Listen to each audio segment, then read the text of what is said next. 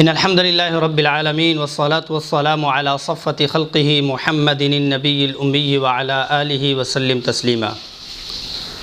مبارک ہیں وہ زبانیں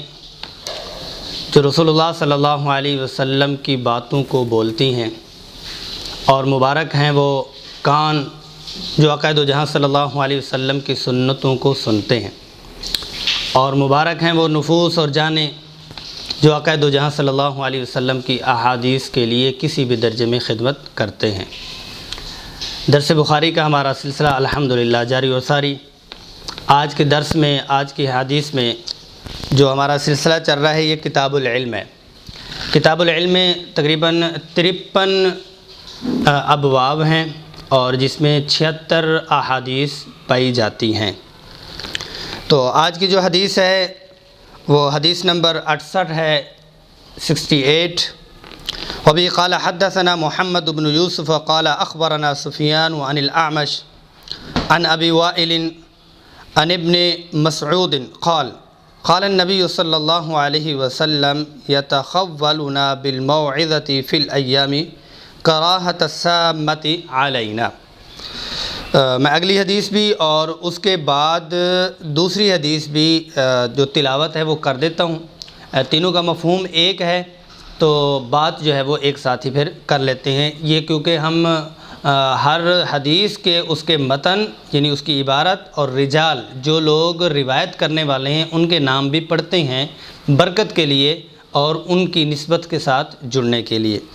وبه قال حدثنا محمد بن بشار قال حدثنا يحيى بن سعيد قال حدثنا شعبة قال حدثني أبو التياح عن أنس بن مالك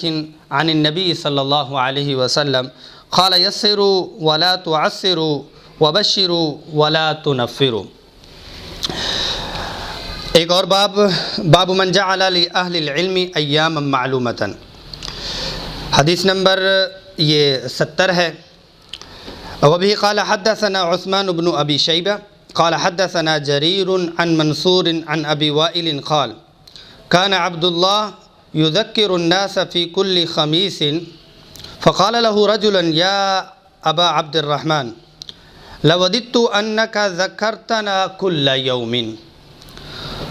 قال أما إنه يمنعني من ذلك أني أكره أن أملكم وإني أتخولكم بالموعظة كما كان النبي صلى الله عليه وسلم يتخولنا بها مخافة السامة علينا۔ آپ صلی اللہ علیہ وسلم نے امت کو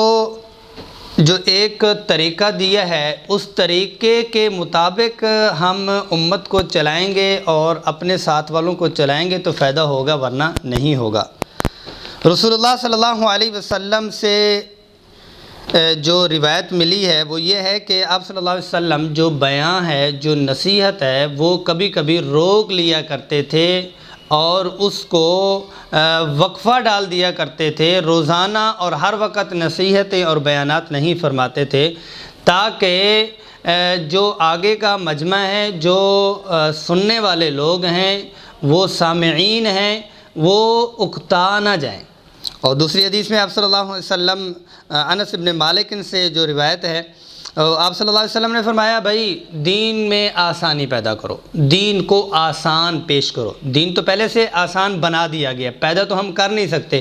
دین کی جو آسانی ہے وہ پیش تو کر سکتے ہیں۔ قالا یسروا ولا تعسروا، یعنی واضح طور پر کہہ دیا۔ آپ ایک چیز کو کہہ دیتے ہیں کہ بھی مجھے آپ یہ ٹیشو پکڑائیں، مجھے آپ پانی پکڑائیں، اور پانی پکڑانے کے ساتھ وہ ساتھ میں ٹیشو بھی دینا چاہتا ہے، تو ساتھ میں جب اہتمام ہو جائے گا بھئی پانی دو مجھے ٹیشو نہ دو، تو اس میں اہتمام ہو جائے گا کہ صرف یہ بھی کرنا ہے اور یہ نہیں کرنا۔ تو آپ صلی اللہ علیہ وسلم نے فرمایا یسروا، دین میں آسانی تصویر دو، اور ساتھ ہی کہہ دیا ولا تعسروا، منع بھی فرما دیا کہ کسی صورت میں کہیں کسی اپنے جذبات اور اپنے مزاج اور اپنے خاندان اور اپنے علاقے کی چیزیں ایڈ کر کے اس کو دین کا سانچہ اور دین کی تصویر دے کے ولا تعسروا، اور وبشروا ولا تنفروا، خوشخبریاں سناؤ، دین میں خوشخبریاں سناؤ، ان کو بھگاؤ نہیں، ان کو خوشحال رکھو، یہ آپ صلی اللہ علیہ وسلم اپنے اصحاب سے فرمایا کرتے تھے اور کیا کرتے تھے۔ اور عبداللہ رضی اللہ عنہ ابی وائل سے ہے کہ وہ ہر جمعرات کو بات کیا کرتے تھے، جمعرات والے دن شب جمعہ جمعرات کو وہ بات کیا کرتے تھے، بیان کیا کرتے تھے۔ تو عبد الرحمن رضی اللہ عنہ، ان کی کنیت عبداللہ ابن مسعود ہے، انہوں نے کہا کہ کیا ہی بات ہوتی کہ آپ روزانہ یہ بیان فرماتے،